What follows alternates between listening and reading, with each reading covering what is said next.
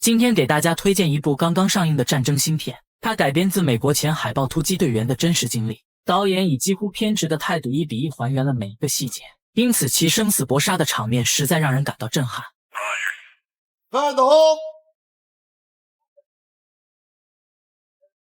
2006年11月19日夜晚，在伊拉克拉玛迪市的某一街区内，一个排的海豹突击队正在观看辣舞视频，这或许是他们最后的放松时刻。因为等下全员都要去执行危险任务。午夜时分，整个队伍被分成2个小组向既定民宅推进，他们要寻找一个合适的狙击位置，然后将其作为固定的观察哨点。此目的是为了协助海军陆战队的地面巡逻，以便打击伊拉克的反美和反政府组织。然而从表面上看，此次行动非常隐秘，却殊不知他们早已成了敌人的瓮中之鳖。片刻后，小队悄悄摸进一栋民宅，并迅速控制了屋内的所有民众。鉴于这栋建筑一共有2户人家，小队成员直接凿开了他们之间的墙壁。次日清晨，空中侦察机汇报着下面的一举一动，而昨晚的那栋民宅也看起来十分正常。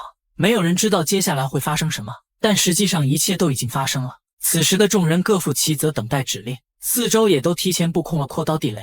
狙击手趴在一张床上观察着1000米之外，他要一动不动地分析每一个人物动态，瞄准镜里的街道一片祥和，也暂时看不出有什么恐怖分子。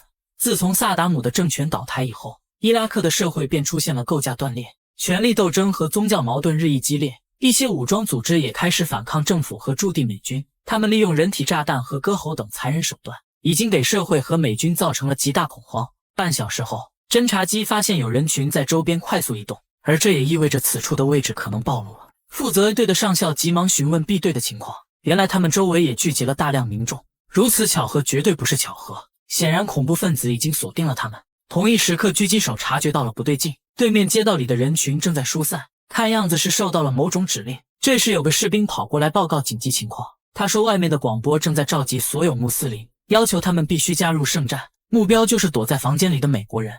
汇报的军人是政府军的一员，他负责本地翻译和提供线人情报。上校认为对方不会贸然动手，毕竟主力部队的装甲车就在附近巡逻。然而话音刚落，狙击手便警告大家提高警惕。此时瞄准镜中不再有人影晃动，似乎所有人全都躲了起来。也就是在这个时候，房间内突然被丢进了一颗手雷。Oh fuck! Good night! Oh man! 一声炸雷打破房间的沉默，众人赶紧端枪警戒起来。靠近窗户的2名队员受了轻伤，所幸他们都穿着厚厚的防弹背心。这时窗外有人影一晃而过，也就是说这栋民宅已经被人包围，只是分秒的功夫，这里的局势就发生了翻天覆地的变化。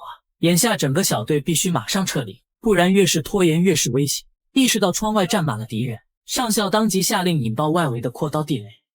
Full Claymore, Sam. Roger. Fire the hole! Go! 扩刀地雷的攻击范围很大，只要楼顶和房子四周藏有敌人，那么一定会被打击得体无完肤。快速一步来到1楼大厅，上校又布置了撤离计划。此时2户的居民被控制在一个房间内，他们不知道发生了什么，但从表情上看好像已经习惯了。在等待了几分钟后，装甲车的轰鸣声渐渐传来，众人随即按照计划开始实施。一名队员向外扔出一颗烟雾弹，接着浓烈的白烟迅速掩盖了建筑。随着装甲车抵达至门口，A 队的所有人赶紧跑出了房子。这时接应的车门已经提前打开，周围静悄悄的好像没有敌情。然而下一秒，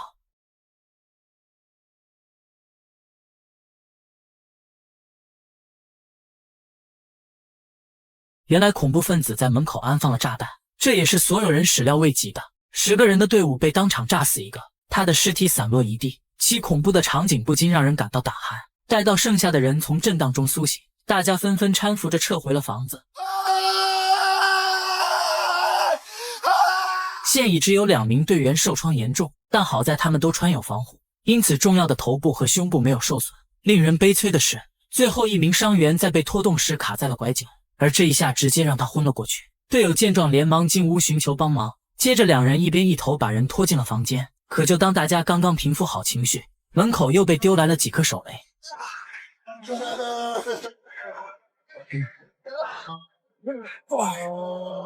如此情形让上校不得不呼叫必队支援，不然单靠现在的状况很难走出去。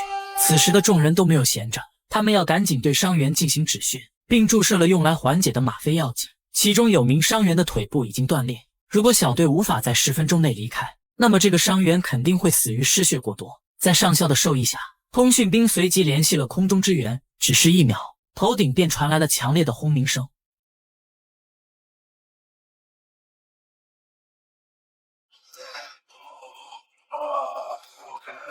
所谓的空中支援不过是震慑飞行，这样敌人会迫于压力暂时不敢冲进房间。然而这波操作属于伤敌800自损1000，整个小队被震得全员耳鸣失去听觉，甚至精神都出现了短暂恍惚。与此同时 ，B 小队的人正在慢慢靠近，他们迎着猛烈的攻击向前挪动，每一个动作都要做得十分谨慎。从监控画面可以看出，街道上除了步履维艰的 B 小队，周围到处都有隐藏的敌人。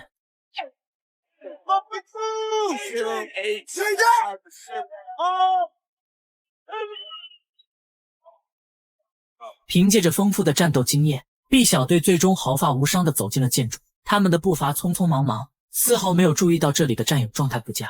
有人不小心碰到了伤员，接着便是一阵惨叫响彻了房间。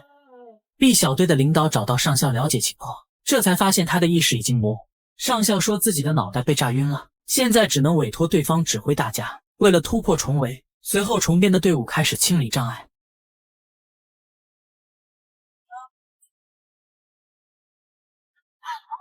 2名队员本以为自己的火力够猛，但奈何不怕死的人越来越多，没有办法，只能退回房间，一切还得等待更强的支援。这时领导人安抚大家稍安勿躁，5分钟后军方会派遣2辆装甲车过来，届时相对停靠的车子能形成保护圈，坚实的外壳能阻挡一切攻击。随着一架战斗机从街区上空呼啸而过，接应的装甲车也缓缓抵达了现场。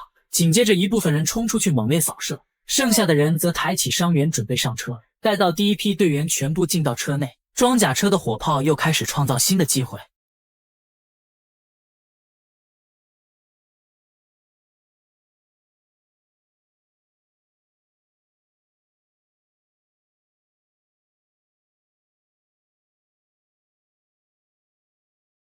这个方法并不能消灭躲在暗处的敌人，但足以能暂缓敌人的密集火力。